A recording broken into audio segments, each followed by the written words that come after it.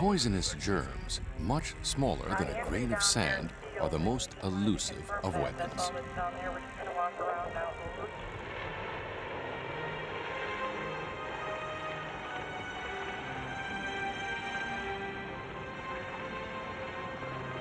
The unique case of the disarming of Iraq after the Gulf War provides the world with an example of what it takes to control the weapons of germ warfare.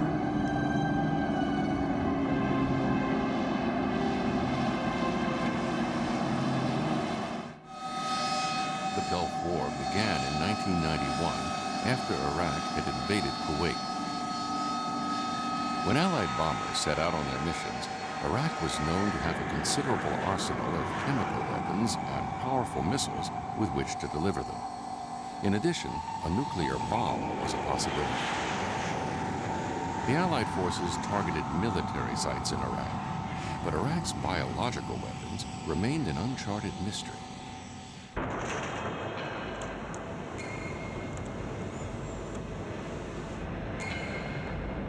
The Gulf War was over in less than 2 months. Iraq had been beaten. Its road of retreat from Kuwait was littered with devastation.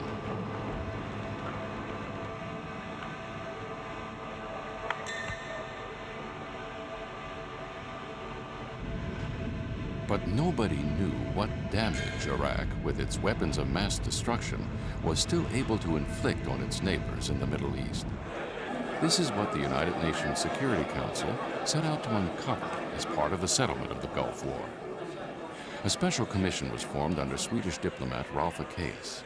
Its awesome mission was to find and eradicate all of Iraq's weapons of mass destruction and to make sure they are not rebuilt. Iraq could not conceal its advanced nuclear weapons program for long. Chemicals to kill were found in barrels and bombshells. The supergun, as tall as a mountain, was no secret in the sand. But biological weapons that start out smaller than a grain of sand were a different matter. Iraq declared under the resolution that it had no biological program whatsoever and no biological weapons. It admitted some 11 research papers only. However, from our side, from the UN side, we were suspicious because we had some signs, but we had no proof. In order to search for that proof, the UN teams were authorized to go anywhere and at any time to make surprise visits to civilian and military facilities.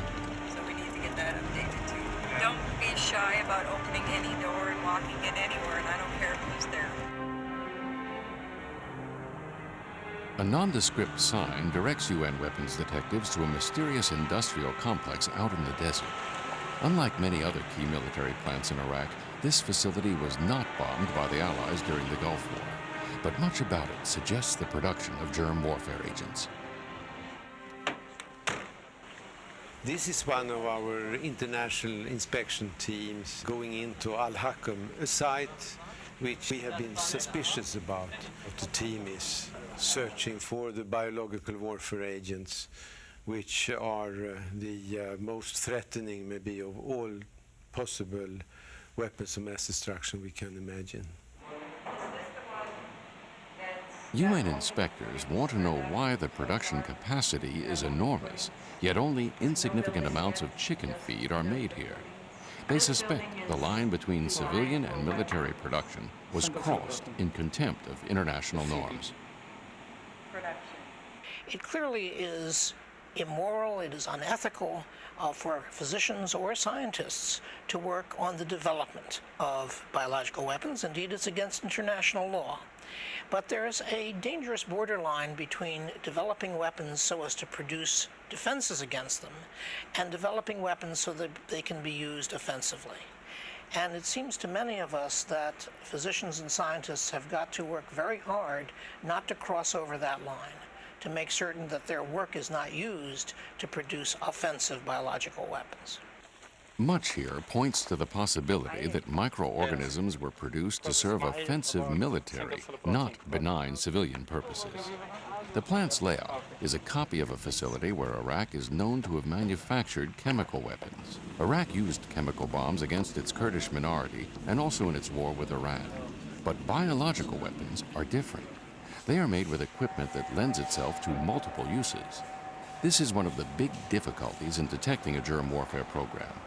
All traces of biological weapons agents can be cleaned out of fermenters that have a legitimate use in producing the good things of life. When you walk into a place like Al-Hakam, all of us were overwhelmed by the possibilities at that site. The Iraqis initially told us that the entire facility was constructed for production of insecticides and animal food supplement, a yeast that was to be used as an animal food supplement. This is the other very big problem in biological warfare control, is that much of the equipment and some of the organisms can be used for more than one purpose, both peaceful, good purposes and harmful purposes. Although biological weapons are banned, an inspection system to guarantee that they are not produced is only now being hammered out. However, biological weapons are nothing new. They were part of the Cold War arsenal of the big powers.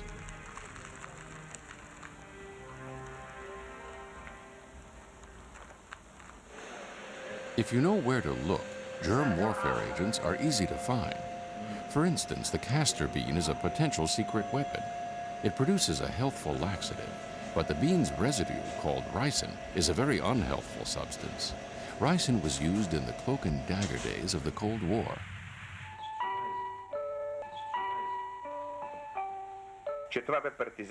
A Bulgarian dissident, Grigory Markov, broadcast anti-communist messages from London. One day, as this reenactment shows, Markov was prodded in the street with an umbrella, not something that would appear threatening in a rainy city. Markov's wife recalls the undercover attack. He came home on Thursday night. He was perfectly okay. And by the next day, he was in a critical situation. When he came home on Thursday night, what did he say about what had happened to him? He told me the most extraordinary story, that he'd been jabbed with an umbrella tip. It was almost as if he didn't want to believe it himself. Several days later, Markov was dead. He had been injected with a tiny dose of ricin.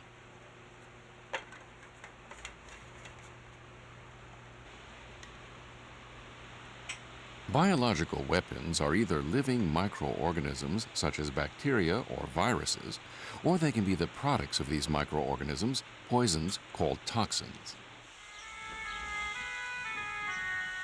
The most common biological weapons agent is anthrax. It exists in nature. The spores infect farm animals. Shepherds, veterinarians, and people who work with hides may get a mild form of the disease. But when anthrax spores get into the lungs, they cause a pneumonia which leads rapidly to death. Anthrax makes a very powerful biological weapon.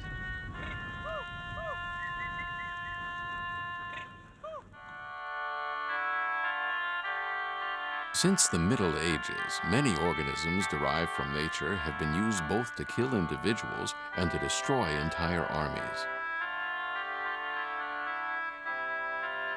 Shakespeare often mentions poisonous potions. A case is documented from the 14th century. In the region of Crimea by the Black Sea, a Tatar army was besieging the fortified city of Kaffa, a European stronghold.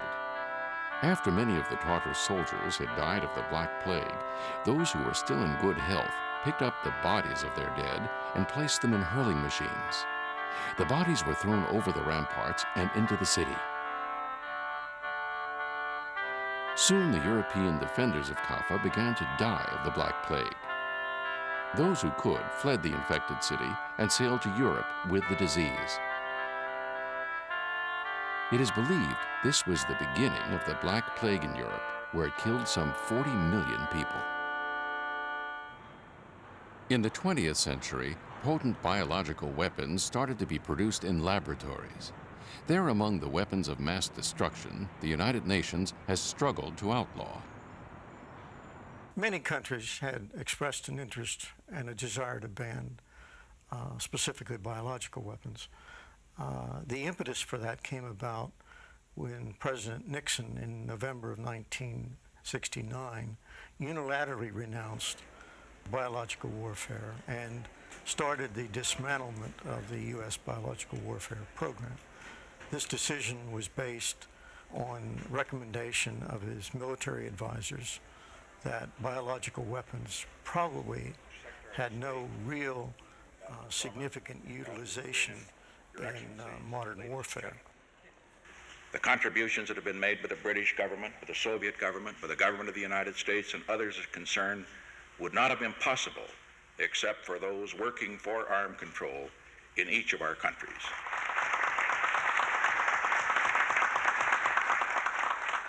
The treaty to ban offensive biological weapons was weak since measures to enforce it were not included. Later, advances in biotechnology undermined the treaty further. A terrorist attack with chemical weapons in Tokyo also sounds a warning about biological weapons. Bags of the nerve gas sarin hit rush hour riders in the Tokyo subway system. Some 100 countries and an unknown number of terrorist organizations can access the kind of dual-use technology it takes to make biological weapons. A laboratory anywhere in the world can acquire virus or bacteriocide culture, often by mail order. The amount contained in one small vial like this is sufficient to begin a culture that could eventually be propagated into very large quantities. That's all that's required to start the production of any biological agent is a small amount like this. So it's like looking for a needle in a haystack in some respects. Today, a UN biological team has entered a hot zone at a legitimate vaccine factory in Baghdad. They want to know what was grown in the flasks in the past and might be grown in the future.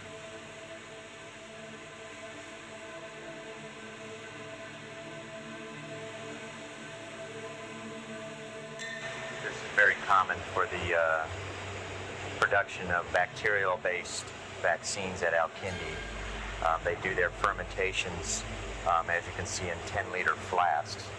And although this is rather labor-intensive, it seems to be rather effective in producing large quantities of vaccine. The investigators are aware of the dangerous potential for deception.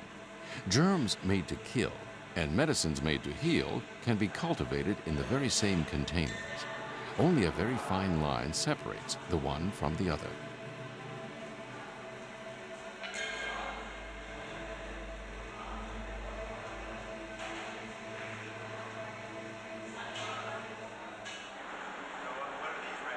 Here, bioweapons experts want to find out what laboratory animals are used. Some animals lend themselves better than others to experimentation with weapons-grade substances.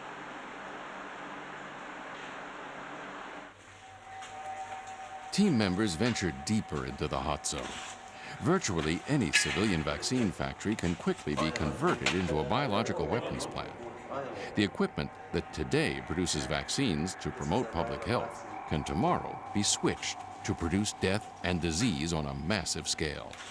All it takes to start the lethal business is one small vial of bacteria, viruses, or toxins.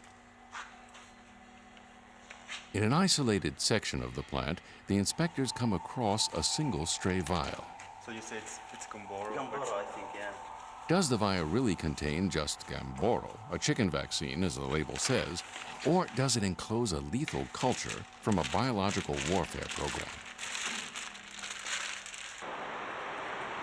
The bio team brings the vial and all the other clues collected that day to the Special Commission's headquarters in Baghdad. Highly specialized analysts sift through everything. They conclude that the suspicious substance was indeed a harmless chicken vaccine.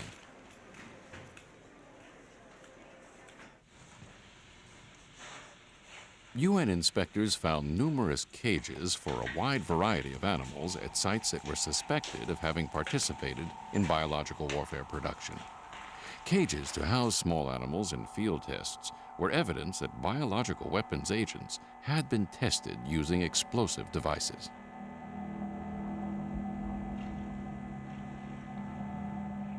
We saw insect cages. What were they doing with these insect cages? Insects can be used as vectors of disease, a means of transmitting disease. Not such a far-fetched possibility in the annals of germ warfare.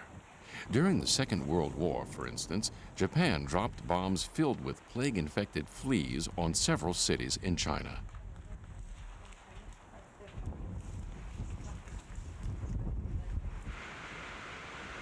Growth media is the food in which bacteria grow and multiply. It is mainly used for clinical diagnostic purposes. At a large hospital in the West, a 6-month supply of media fits on the desk. It is measured out in milligrams. We had reliable information that media has been imported to Iraq in large quantities. And this media we wanted to find. Iraq couldn't account for 17 tons which were missing, and so Iraq stated that these media had been lost in riots.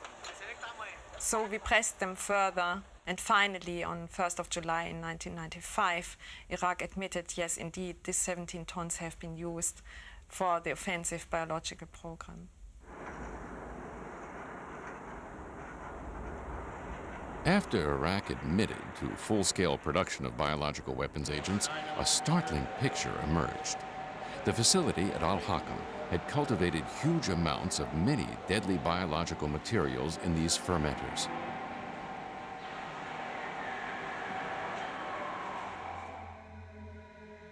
A freeze-dried seed culture dropped into a laboratory flask of growth media fills it within a few hours.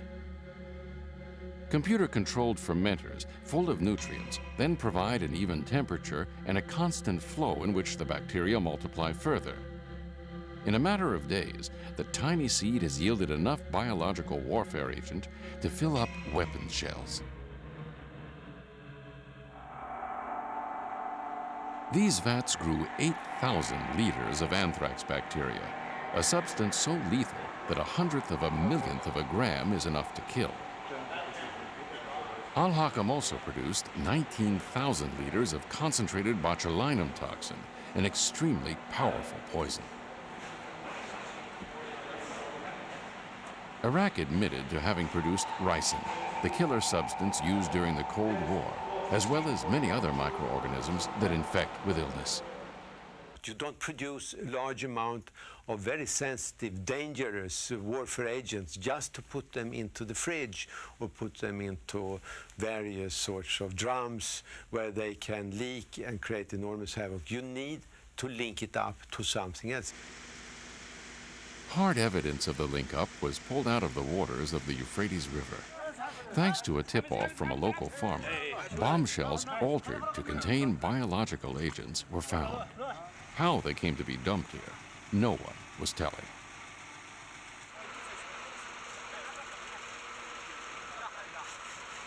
These bombs are R400 bombs. This is the body section and this is the nose cone with the burster tube.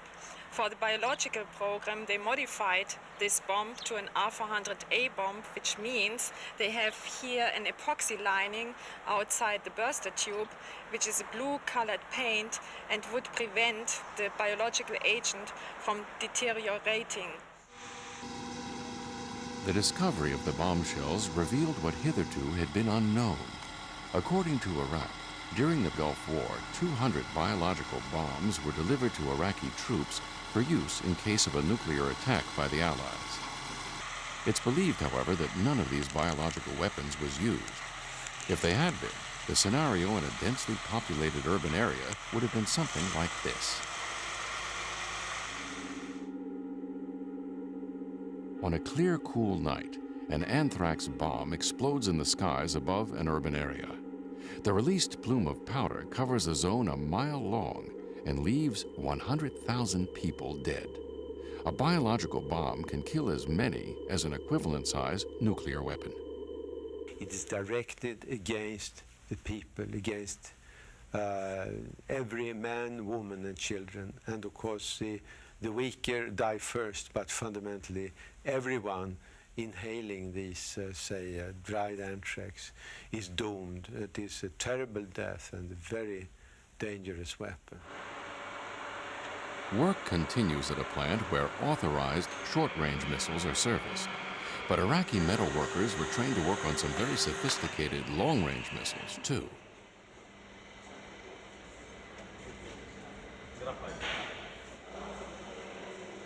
Iraqis received from the Soviet Union about 800 ballistic missiles of the type Scud-B with a range of 300 kilometers, and they have modified the range of these missiles to 650 kilometers, and they called this missile Al-Hussein. The modification was very easy and very quick. It was a kind of quick and dirty solution.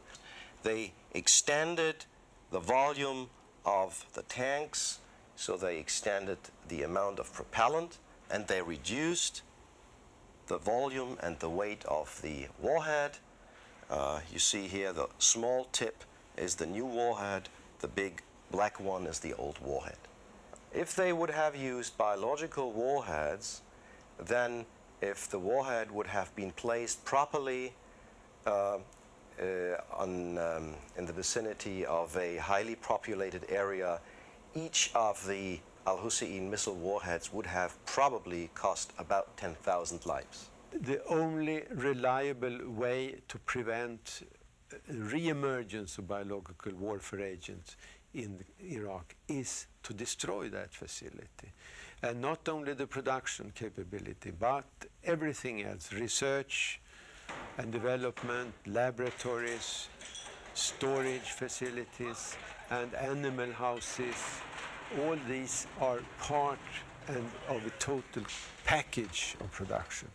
And therefore, one must be very thorough and very decisive.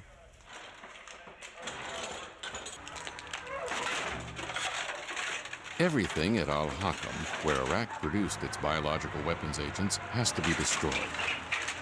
Iraq spent approximately $10 million to produce a very lethal arsenal of biological weapons. Its nuclear efforts cost as much as $10 billion, and no bomb got made. The low cost of the germ warfare program makes it a bargain basement way to end life on Earth. All the more reason to tighten the Biological Weapons Convention.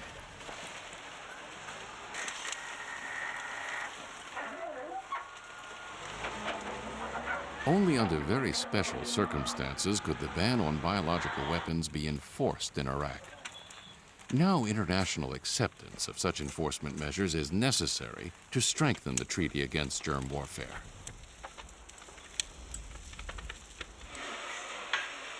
While Al-Hakam is being destroyed, another laboratory with similar equipment stays active. UN inspectors visit it as part of their routine monitoring to make sure Iraq does not resume biological weapon production. Such intrusive inspections are mapping out a model for future worldwide control of biological weapons. The way to handle such a situation is to establish a system of verification, which doesn't exist in the present Biological Weapons Convention framework. But we in the Commission have been forced to develop a system. So we have worked ourselves through this problem and tested various methods and means. Some have been discarded, but others have been shown a lot of promise, and we feel that we can make a further contribution also outside the context of monitoring of Iraq.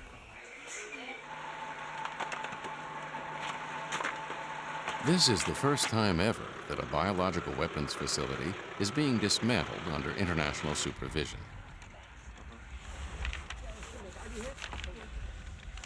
Today we've got about 5 tons of media that are scheduled to be destroyed. With this quantity of media, you could grow quite a large amount of bacterial culture. You can grow enough culture to easily supply a BW weapons program.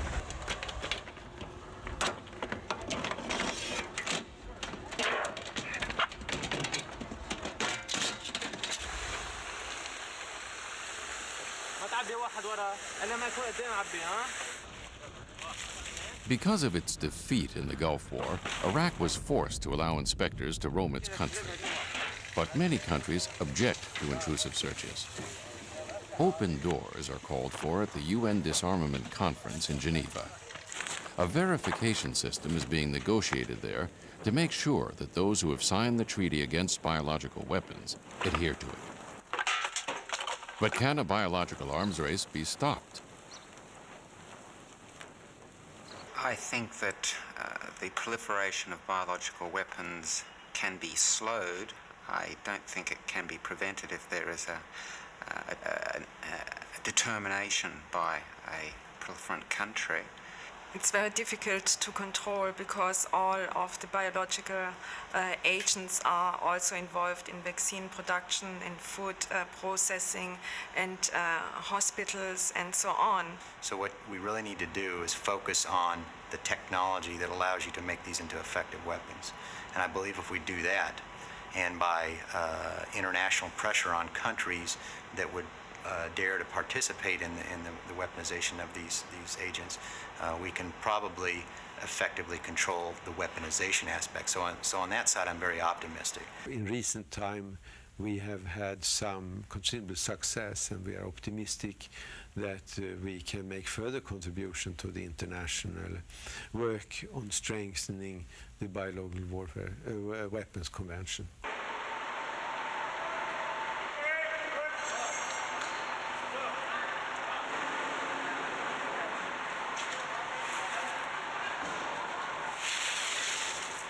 With its unique mandate, the United Nations unearthed Iraq's secret biological weapons program.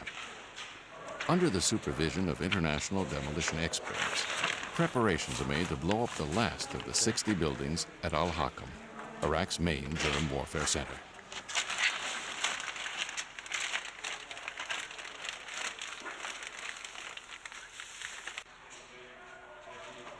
In this case, a long fuse and explosives show countries and terrorists who might contemplate biological weapons that the international community will not tolerate their production.